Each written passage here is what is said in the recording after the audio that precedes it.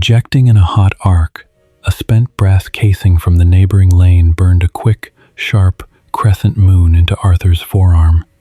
He didn't flinch. He was too busy watching the kid 3 benches down burn through a magazine of high-velocity hollow points, turning dirt to dust and hitting absolutely nothing.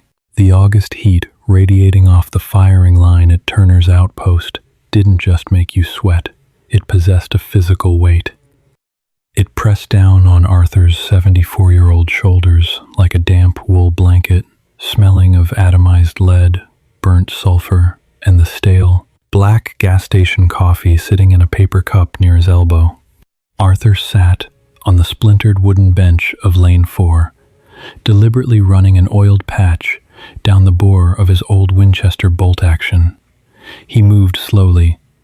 Speed was a luxury his cartilage had stopped affording him a decade ago. His right knee throbbed a dull, rhythmic ache that kept time with his pulse. It was a souvenir from a piece of shrapnel in a jungle he hadn't thought about in weeks, until the humidity rolled in this morning. He didn't come to the range to reminisce. He came because the repetitive, mechanical process of cleaning, loading, breathing, and firing was the only thing that temporarily quieted the persistent ringing in his left ear. But today, the range was anything but quiet.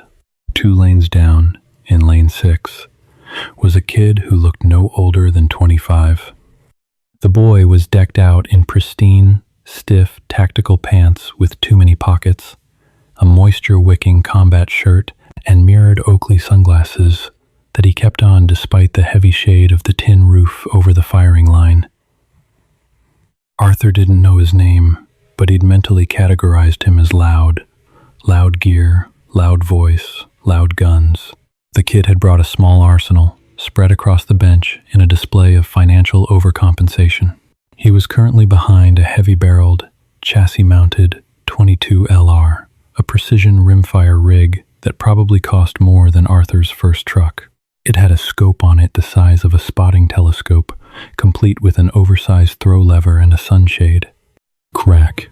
A tiny puff of dirt erupted 50 yards short and 10 yards left of the faded orange steel plate sitting on the 300-yard berm. Garbage, the kid muttered, loud enough to ensure everyone within earshot knew he was displeased. He slapped the bolt back, ejected the tiny spent brass, and slammed another round into the chamber. His movements were jerky, fueled by caffeine and frustration. Wind is completely unpredictable down there. Ammunition is inconsistent. Arthur paused his cleaning rod. He didn't look up, just kept his eyes on the greasy rag in his hands. The wind wasn't unpredictable. It was a steady 7 miles per hour coming from the 9 o'clock direction, funneled through the cut in the surrounding pine trees. You could see it if you just looked at the pale, dry cheatgrass nodding lazily at the 150-yard mark. Crack. Another puff of dirt, this time high and right. The kid had overcompensated, chasing his own miss. Arthur felt a familiar, irritating tightness in his jaw. It wasn't the missing that bothered him. Everyone misses. It was the lack of respect for the mechanics of the failure. The kid was just throwing lead at a problem, hoping luck would eventually intersect with physics. "Hey, Leon," the kid barked, leaning back from his rifle and turning toward the tired-looking range officer who was leaning against a wooden post, drinking a diet soda. "You sure that rangefinder is right? That plate looks way past 300. Leon, a heavy-set man whose uniform shirt was dark with sweat under the arms, sighed. "It's 300, Bryce. Laced it myself yesterday." "Well, it's a stupid setup," Bryce declared, standing up and stretching his back in an exaggerated motion. He pointed a gloved finger downrange. "Nobody can hit that target with a rimfire. The drop is too much. Bullets are tumbling by the time they get out there. It's basically a mortar shot." "It's a tricky one," Leon offered diplomatically, clearly not wanting an argument. "It's an impossible one," Bryce corrected, his voice dripping with the unearned authority of someone who had watched hundreds of hours of internet videos but spent very little time lying in the dirt. He gestured dismissively toward the target. You'd need a tailwind, a prayer, and dumb luck, especially with this factory ammo. You can't dope for this. Arthur closed his eyes for a fraction of a second. He breathed in the smell of Hoppe's No. 9 solvent, letting the sharp, medicinal scent ground him. Let it go, he told himself. Pack up your rifle, go home, drink a beer. Let the boy be an idiot in peace. He pulled the cleaning rod from the barrel, unscrewed the brass jag, and laid it in his worn leather kit. He reached for the bolt of his Winchester to slide it back into the receiver. Hey, old man, Bryce called out. Arthur's hands stopped. The brass bolt felt suddenly cold against his calloused palm. He didn't turn his head immediately. He just stared at the scarred wood of the bench. You've been packing up that antique for 20 minutes, Bryce said, leaning against the wooden partition that separated their lanes. The kid was smirking, a sheen of sweat on his forehead.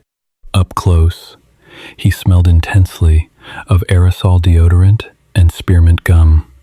You shoot iron sights with that thing? What are you hitting? The 5-0? Yard berm? Arthur slowly turned his head.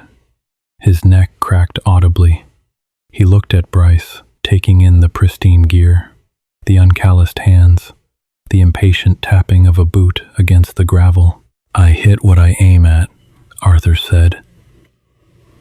His voice was gravelly, quiet, lacking the projection Bryce used.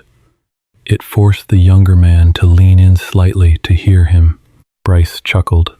It was a grating, condescending sound. Right. Well, since you're the resident sniper, maybe you want to show me how it's done? Or is 300 yards a little out of your prescription range? He waved a hand toward his precision. 22 rig. Go ahead. I'll even spot for you. Prove me wrong. It was a trap. A cheap, ego-driven trap set by a kid who wanted to watch an old man fail so he could validate his own incompetence. Arthur's chest felt tight. His lower back screamed a dull warning as he shifted his weight. He was too old for pissing contests. He had buried friends who had died for less, and he had survived by knowing when to keep his head down. He looked at his own rifle case, the worn leather straps waiting to be buckled. Then he looked at the rifle sitting on Bryce's bench. It was a beautiful piece of machinery. A heavy, fluted steel barrel, a precision-machined bolt. It was a tool built for surgical accuracy, currently being treated like a blunt instrument by a mechanic who didn't understand leverage. The disrespect to the rifle grated on Arthur more than the insult to himself. Arthur slowly stood up. His knees popped, a sound that made Bryce's smirk widen. Arthur didn't care how he looked. He knew he looked frail. He wore faded denim jeans, a plain gray t-shirt tucked in, and boots that had been resoled 3 times. He didn't say a word as he walked the few steps around the partition and stepped into lane 6. Leon, the range officer, stood up straighter, his soda forgotten. Mr. Pendleton, you don't have to. I know, Leon, Arthur rasped. He stopped beside the bench and looked down at the rifle. Careful, Pops, Bryce said, taking a half step back, crossing his arms. Trigger is set to 8 ounces. Don't touch it until you're ready, or you'll send one into the dirt right in front of us. Arthur ignored him. He was calculating. Arthur didn't immediately sit.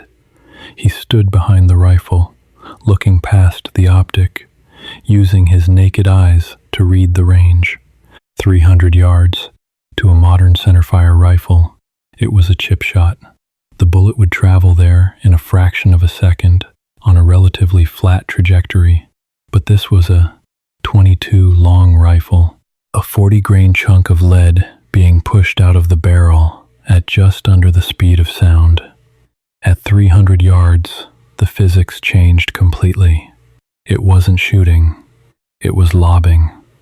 The drop would be somewhere around 120 inches, 10 feet.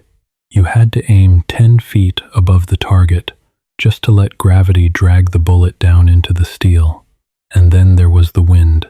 A 7-mile-per-hour crosswind would blow that tiny, slow-moving projectile horizontally by at least 3 feet. Arthur finally sat. The stool was too high for his liking.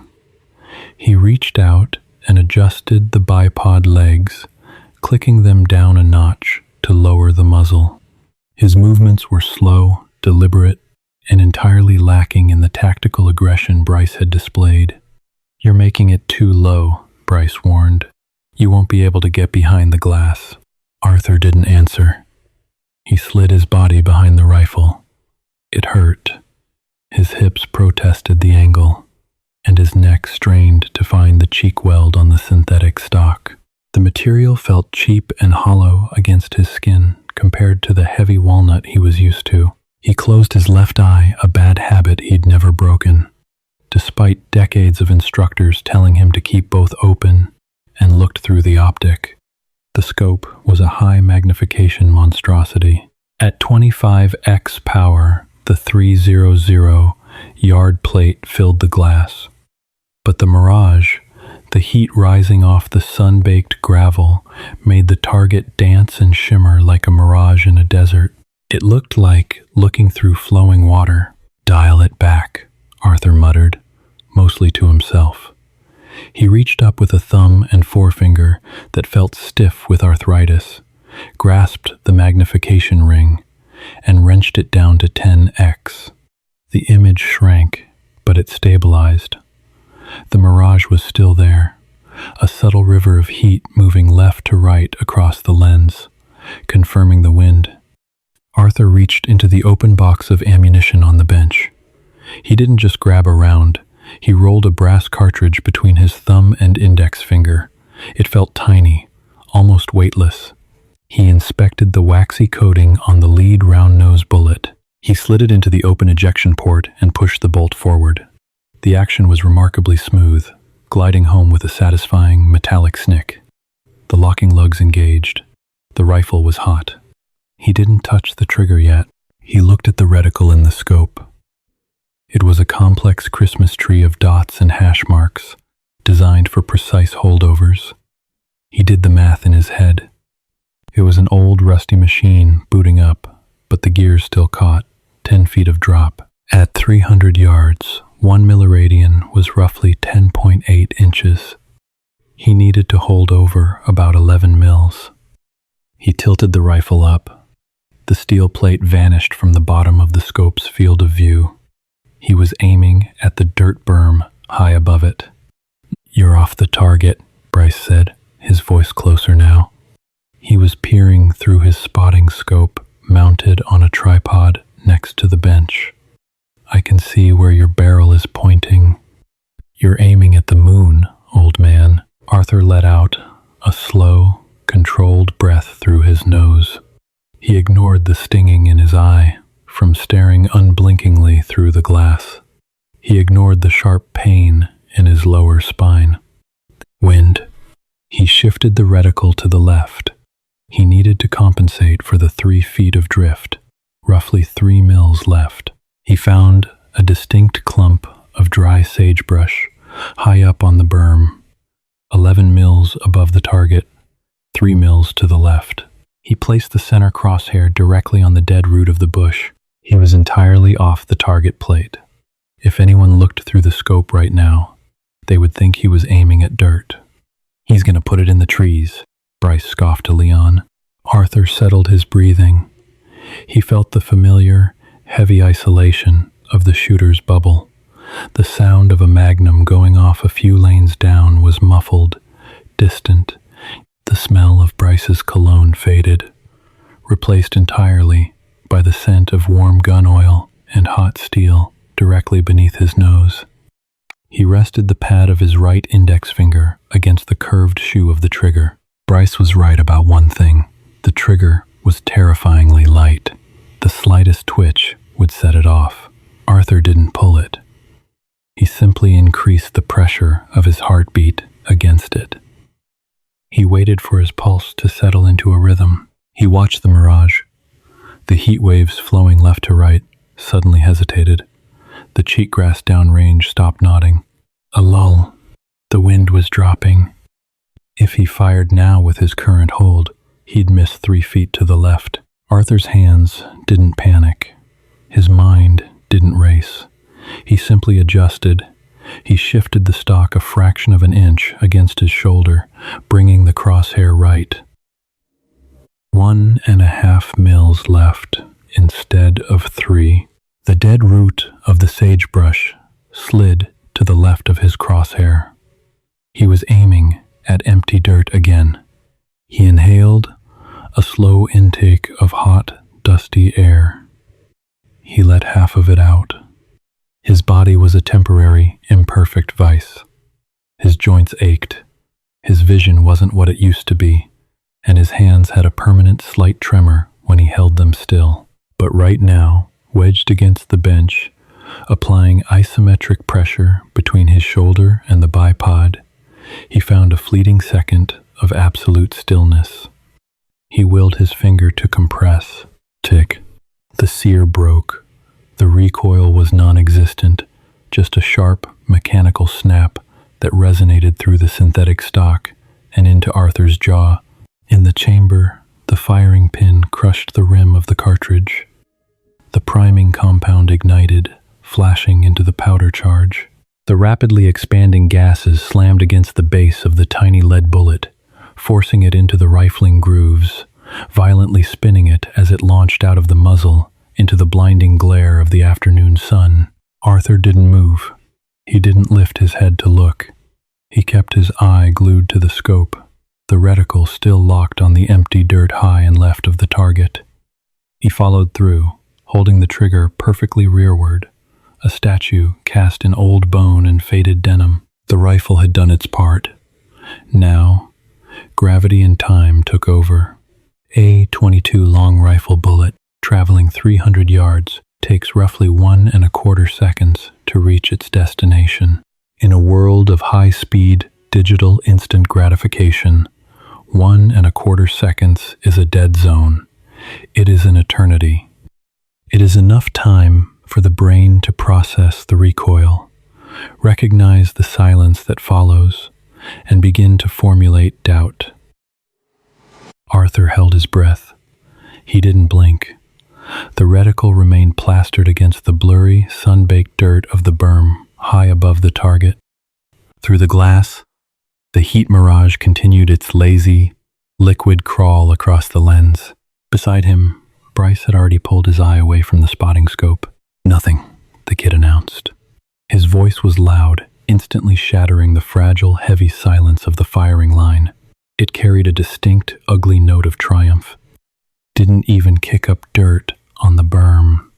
You sent it into orbit, old man. Completely off the reser." Smack. It wasn't a loud noise. It wasn't the cinematic, reverberating gong of a heavy caliber striking armor plate. At 300 yards, the tiny, subsonic piece of lead possessed very little kinetic energy. It sounded like a wet pebble hitting an aluminum trash can. A flat, dull, distinctly metallic thwack that barely cut through the ambient hiss of the summer wind. But it was there. Undeniable. Arthur slowly, painfully, opened his left eye. He didn't smile. He didn't feel a rush of victory or vindication. He just felt an immense, crushing wave of fatigue wash down his spine, settling deep into the angry cartilage of his lower back. The adrenaline spike was already receding, leaving behind the bitter, metallic taste of old coffee in his mouth and a tremor in his left hand that he couldn't quite suppress. "What was that?" Bryce snapped, his head jerking back toward the downrange expanse. He practically threw his face back against the eyepiece of the spotting scope, his hand fumbling blindly to adjust the focus knob. "Leon, did someone else shoot?" "Nobody else is on the firing line, Bryce," Leon said. The range officer's voice had lost its tired, diplomatic drawl. It was sharp now, attentive. Leon took a few heavy steps forward, squinting downrange, though his naked eyes couldn't possibly see the detail. "No way," Bryce muttered, his voice muffled by his own hand resting against his face. "No freaking way." Arthur finally moved. He didn't rush. He slowly rotated the bolt handle up and pulled it backward with a sharp, practiced flick of his wrist. The tiny, blackened brass casing spun out of the ejection port and clattered onto the wooden bench, coming to rest against a box of match-grade ammunition. Arthur pushed himself back from the rifle. His right knee let out a sickening, audible pop as it took his weight. He gritted his teeth, his jaw clenching so hard a dull ache bloomed in his temples. He stood up straight, or as straight as his fused lumbar vertebrae would allow, and reached up to rub the deep red indentation the rifle stock had pressed into his cheek. "Top right edge," Bryce whispered, still glued to the glass. The bluster was entirely gone, replaced by a hollow, strained disbelief. 2 inches from the corner. It knocked the paint right off. Bryce slowly pulled his face away from the scope and looked at Arthur. The mirrored Oakley sunglasses hid the kid's eyes, but they couldn't hide the slack.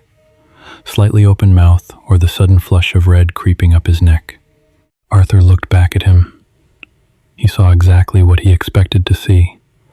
The kid wasn't marveling at the skill. He was searching for an excuse.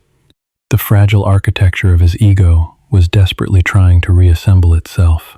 "Wind shifted," Bryce declared suddenly, his voice returning to its normal, abrasive volume. He pointed a gloved finger at the rifle. "You yanked the trigger too. I saw you flinch. You threw it right. And the wind just happened to die at the exact millisecond you pulled. It was a complete fluke, a lucky gust." Arthur reached into the pocket of his denim jeans and pulled out a faded, oil-stained handkerchief. He wiped the sweat from his forehead, taking his time, letting the rough cotton drag against his skin. The air smelled of sulfur and hot dust. "A lucky gust," Arthur repeated. His voice was a dry rasp, devoid of any mocking inflection. It was just a statement of fact, tossed into the heavy air. "Yeah, exactly," Bryce said, crossing his arms, his chin jutting out defensively. "You couldn't do that again if I gave you 100 rounds in all day." Arthur looked down at the precision rifle resting on the sandbags. It was a beautiful piece of engineering, flawless machining, perfect balance. It was capable of doing incredible things, provided the person operating it understood that a machine is only a translator of human intent. "I don't need to do it again," Arthur said quietly. He folded the handkerchief and shoved it back into his pocket. The rifle knows the way now. He turned away from lane 6, stepping carefully over the brass casings littered across the concrete pad. He walked the few short steps back to his own bench in lane 4. Back at his bench, the old Winchester Model 70 waited. It was a beautiful, scarred thing. The walnut stock was darkened with decades of linseed oil and sweat, bearing the tiny dents and scratches of 100 hunting trips and 1,000 range days. The bluing on the barrel was worn thin at the muzzle, revealing the dull gray steel beneath. Arthur picked up his cleaning rag. He didn't look back at Bryce. He didn't need to. The silence from lane 6 was loud enough. "Mr. Pendleton," Leon said softly, leaning against the wooden partition. The heavy-set range officer had a faint, genuinely amused smile playing at the corners of his mouth. That was a hell of a holdover. 11 mils up, 1.5 left, Arthur murmured, his eyes focused entirely on wiping a microscopic speck of dust from the Winchester's bolt handle. "Gravity is a constant, Leon. Air is just math. You just have to be willing to do the arithmetic." He heard Bryce muttering something indistinguishable under his breath 2 lanes over. The sound of a heavy plastic case being unlatched followed. then the distinct clatter of expensive gear being haphazardly thrown inside. The kid was packing up. He couldn't stay. To stay and miss again would be unbearable. To stay and hit the target would just prove the old man's point that it wasn't the equipment, but the operator. Arthur felt a sudden, profound exhaustion. The brief flash of satisfaction he might have felt 20 years ago was completely absent. Instead, he just felt a hollow sort of pity. Kids like Bryce thought you could buy competence. They thought a $3,000 scope and a heavy barrel could circumvent the agonizing, tedious process of learning how to read the physical world. They didn't want to feel the wind. They wanted a weather meter to spit out a number. They didn't want to understand the arc of a bullet. They wanted an app to tell them where to put the crosshair. But out here, past the comfortable, flat trajectory of a centerfire Magnum, the math got dirty. The wind lied. The mirage played tricks. Out here, you had to feel the trigger break in your bones. You had to know what the air tasted like when the pressure dropped. Arthur slid the bolt into the Winchester's receiver, pressing the release catch and sliding it home. He wrapped the rifle in a thick, silicone-treated cloth, treating it with a quiet, practiced reverence. "He's leaving," Leon noted quietly, watching Bryce drag his heavy rolling case toward the parking lot without a backward glance. The kid hadn't even swept up his brass. "Let him go," Arthur said. He buckled the leather straps of his soft case. The leather was stiff, resisting his arthritic fingers.